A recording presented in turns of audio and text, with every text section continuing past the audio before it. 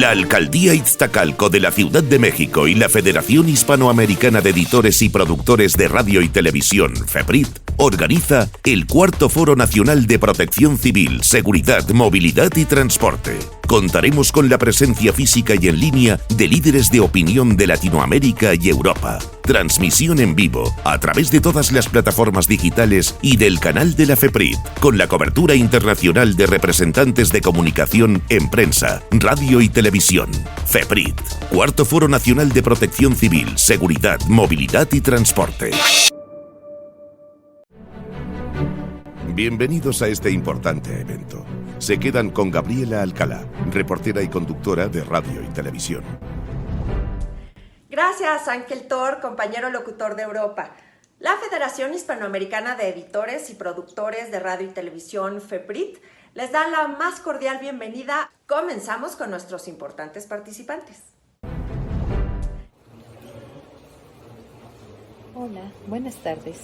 Soy Delia B. y soy analista del Servicio Sismológico Nacional. La verdad es que una disculpa antes que nada porque no podré estar presente en la sesión. Me hubiera encantado estar ahí, pero dado los últimos acontecimientos, pues bueno, no podré acompañarlos. Así que un saludo y espero en futuras ocasiones poderlos ver de manera presencial. Y bueno, mi plática era sobre sismos que han ocurrido en la zona centro de México. En este caso, justo iba a hablar del sismo que ocurrió el 19 de septiembre del 2017, de magnitud 7.1, el cual desgraciadamente ocasionó daños en la Ciudad de México. Y bueno, 5 años después tenemos este evento que ocurrió en las costas de Michoacán, un sismo de magnitud 7.7 de acuerdo a las últimas actualizaciones del Servicio Sismológico Nacional.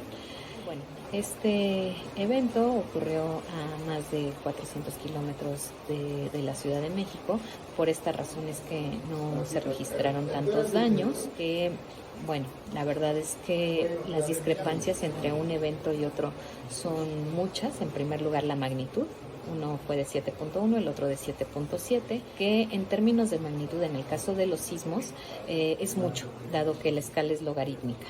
Es decir, cada unidad de magnitud es 32 veces más grande que la anterior. Así que un 7.7 con respecto a un 7.1 sí es considerable y lo que vamos a percibir es diferente. Ahora, en el caso de, a pesar de que fue un sismo de menor magnitud el que ocurrió el 19 de septiembre del 2017, este evento ocurrió muy cerca de la Ciudad de México y por esta razón es que se registraron muchos daños dentro de esta. El caso, por ejemplo, del 7 de septiembre del 2017, que tuvimos un sismo de magnitud 8.2, pero en el Golfo de Tehuantepec. Este sismo ocurrió a 700 kilómetros de la Ciudad de México y este es un ejemplo semejante. La distancia epicentral fue muy grande y aunque el sismo fue de magnitud mucho más grande que el que ocasionó daños en la ciudad, bueno, la verdad es que la distancia influye. Sin embargo, en ese evento sí se registraron daños en la zona, por ejemplo, de Oaxaca, de Chiapas y de Veracruz. Así que estos detalles sí son muy importantes y hay que resaltarlos. Por otro lado, porque seguramente una de las preguntas que se hacen es sobre la coincidencia de estos eventos, tanto el de 1985, el del 2017 y el del 2022. Y bueno, aquí cabe resaltar que vivimos en un país altamente sísmico. La actividad que se presenta diariamente en el país es alta comparado con otros lugares donde también tienen sismos en el mundo. Y dadas las condiciones tectónicas, es factible que se puedan llegar a presentar eventos en un mismo día en diferentes años. Es como si en una escuela les preguntáramos a a los niños de diferentes grados su fecha de cumpleaños y su hora de nacimiento. A lo mejor si la escuela es pequeña, lo más probable es que no haya tantas coincidencias en fechas de nacimiento. Sin embargo, si tenemos una escuela muy grande, con una población muy grande, por ejemplo una universidad, es probable que haya coincidencias tanto en fechas de nacimiento como en horas en las que nacieron los estudiantes. Así que lo mismo ocurre con los sismos. Hay zonas, a lo mejor como Chile o Japón, donde es cierto que hay sismos, pero generalmente estos solo son de magnitud mayor, no tienen tantos sismos o tanta cantidad de sismos, a lo mejor como lo que ocurre en México. Esto es por poner un ejemplo. Y bueno, puede ser que no ocurran estas coincidencias. No significa que en algún futuro no pueda haber coincidencias en sismos, por ejemplo, ocurridos en Japón o inclusive que el día de mañana coincidan eventos en el mismo día en diferentes partes del mundo. Esto puede ocurrir. Les reitero, es probabilidad. Y bueno, también por otro lado, el periodo que tenemos de monitoreo de la sismicidad de estos últimos 100 años es corto. No sabemos con exactitud si en el pasado se registraron eventos sísmicos que coinciden en magnitud y en fecha. Así que por mi parte la recomendación que les dejo es que seamos una población resiliente, que entendamos que vivimos en un país altamente sísmico, que debemos de estar preparados, de saber qué hacer antes, durante y después de un sismo. Una de las recomendaciones que siempre les comento a mis estudiantes es el saber qué hacer, por ejemplo, si estamos en el cine, ver dónde están las rutas de evacuación, cuando estamos obviamente en el trabajo, en la escuela y cuando están en casa. Entonces, siempre hay que estar preparados y seguir todas las recomendaciones de protección civil de nuestra localidad. Pues otra vez les reitero mi agradecimiento por invitarme. La verdad es que me hubiera encantado estar ahí, pero espero en futuras ocasiones poder acompañarlos. Gracias. Muy buenas tardes a todos. Primero que nada reciban un cordial abrazo, cordial saludo de mi jefe, el doctor Luis Rafael López Ocaña. Él es el titular de la Coordinación de Unidades de Segundo Nivel del Instituto Mexicano de Seguro Social. Y bueno, como ya lo han comentado, ahora va la historia por parte del IMSS. En 1985, con el primer temblor que tuvimos en este mismo día, se genera la especialidad médica de urgencias médicas y quirúrgicas. El año de 1985, aparte del temblor, fue el parteaguas en México a desarrollar una especialidad que se dedicara exclusivamente a ver a todos los pacientes que llegaban después de una emergencia. Tiempo después vino lo que es el Centro Virtual de Operaciones de Emergencias y Desastres, el CEBOET, por parte del IMSS, el cual estuvo muy activo durante la primera pandemia que tuvimos en 2009, que fue la de influenza, y con la cual empezaron a ver todos estos protocolos de enfermedades transmisibles por vía aérea, lo cual da pie a tener nuestra prevención de esta gran pandemia. A pesar de que somos 20 millones de personas que todo el tiempo estamos que en mucha movilidad dentro de la ciudad y con mucho contacto, no hubo las escenas tan catastróficas como en otros países. No se perdió la capacidad dentro del instituto de dar la atención. En 2017, que viene el siguiente temblor de este día, tuvimos algunas unidades que tuvieron afectación leve, algunas otras que tuvieron afectación severa. En ese año, 2017, yo me encontraba como subdirector del Hospital General Regional 25 de Zaragoza. Es un momento triste para un servidor, pero también de mucha alegría, porque a pesar de que el hospital, y ustedes lo vieron con el tiempo, tuvo afectaciones graves, ese día no perdimos a ningún paciente, a ningún trabajador, ni a ningún familiar.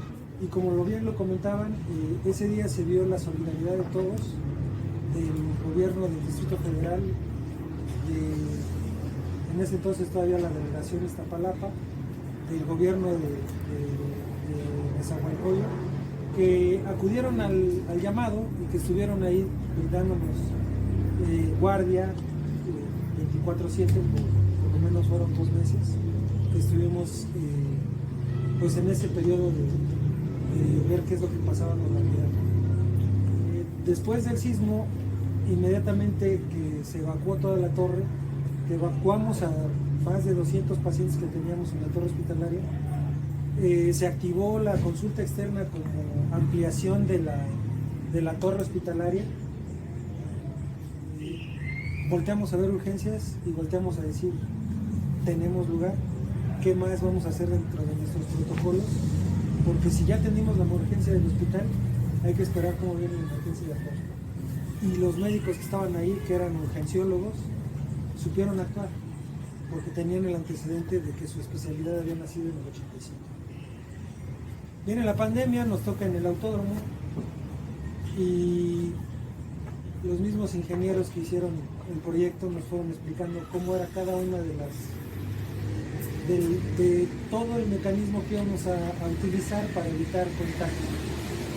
Y me da mucho gusto decir que pues, después de casi año y medio de estar dando la atención ahí, nunca se le negó la atención COVID a nadie, y ningún trabajador salió infectado por atender pacientes. Mucho menos ningún trabajador falleció por atender COVID en el epicentro de esta epidemia dentro del IMSS. Y actualmente, bueno, el Centro de Operaciones y Desastres, el CEOER, que les comentaba, el día de hoy nos reporta que solamente en la unidad médica de Calcomán hubo vidrios rotos y afectaciones mínimas en tiempo real. Eso se llama prevención, eso se llama atención, prevención del riesgo y atención al daño. Y eso hace que toda la estructura gubernamental, incluyendo el IMSS y las demás instituciones, puedan trabajar como una gran maquinaria. Y básicamente un cordial saludo también del maestro Zoe Robledo, nuestro director general, y muchas gracias por la invitación. Muy amable, gracias. A mí me hubiera gustado mucho que esta fuese la bienvenida cálida oficial de la alcaldía de Iztacalco para todos los participantes, tanto presenciales como los que estaban conectados. Desgraciadamente, y de una manera muy irónica, el tema nuestro, que era precisamente el foro de protección civil, nos convirtió de pronto no solo en actores pensantes que analizaban esta situación y que proponían y que buscaban nuevas y mejores estrategias para enfrentar este tipo de problemas, y justo un problema como esto, de la manera más increíble, ¿no? Por tercera ocasión, en el mismo día, en la misma ciudad, ¿no? Como diría Juan Gabriel, con la misma gente, ocurre un sismo de una magnitud superior a los 5 grados. ¿Sí? Es verdaderamente increíble. Casi por 8 minutos no fue la misma hora que en el 2017. Pero todos recordarán cómo acababan de realizar los simulacros y volvieron a sonar las alarmas sísmicas, y toda la gente pues pensamos, seguramente fue un fallo, ¿no? Se quedó puesto el interruptor y no, fue una de las peores tragedias. Justamente, pues a mí me hubiera gustado, a nombre de nuestro alcalde, el licenciado Armando Quintero Martínez, pues darles esta bienvenida y poder desarrollar la entrega de reconocimientos y las participaciones y ponencias debidamente. Sin embargo, yo quiero reconocer toda su conciencia cívica, ¿no? De quedarse aquí a nombre de todos, estamos participando, realizar, aunque sea de esta manera también pues atípica, ¿no? Yo los veo a ustedes y me llena la mente el recuerdo de todos estos soldados, policías y gente civil que se unieron en las 2 ocasiones de 1987 y 2017 a rescatar ciudadanos, a rescatar gente. Justamente decía Alejandro que me conoce desde hace 37 años. 7 años. Sol de México, estamos.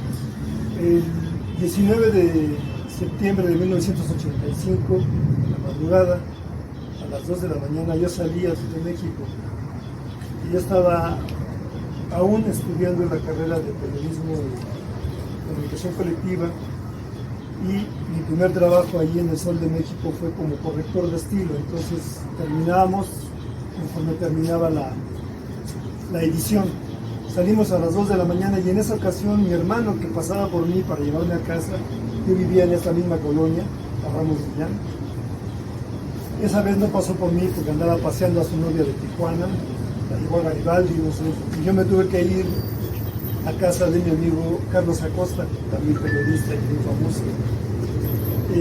Nos tomó el temblor a las 7 de la mañana de ese mismo día, y el recuerdo más grave que tengo de eso es que nosotros estábamos en la azotea de un edificio de 11 pisos, así que estábamos en el 12º, y frente a nosotros había edificios más pequeños. Sobre la calle de Pino Suárez, casi esquina con Izazaga, así que pudimos ver cómo se cayeron las torres que entonces estaban en lo que ahora es el metro de Pino Suárez, y que ahora creo que es un mercado. Pero ya que se disipó toda esa neblina, yo jamás había visto algo así. Y cuando ya se pudo ver, me asomé hacia la calle, y uno de los edificios que momentos antes estaba temblando, alcancé a ver que era una especie como de edificio en forma de herradura, en el que se alcanzaban a ver familias adentro, así a través de las ventanas. Recuerdo mucho a un señor que estaba con sus tacitas de café, viendo cómo se movía el foco. Mi leche, ¿no? Y de pronto el edificio colapsó, y una nube que no era gas, que no era polvo de ladrillo, de concreto. Era imposible, era muy difícil.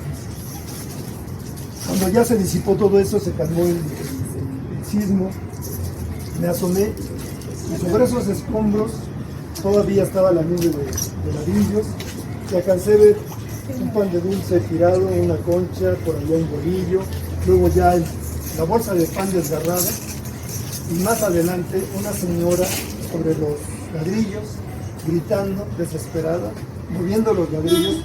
Ella se había salvado porque había ido por el pan y su familia se quedó encerrada bajo los escombros. Esa noche, como ya no había muchos reporteros, a todos nos habilitaron como reporteros. A mí me tocó ir a cubrir la nota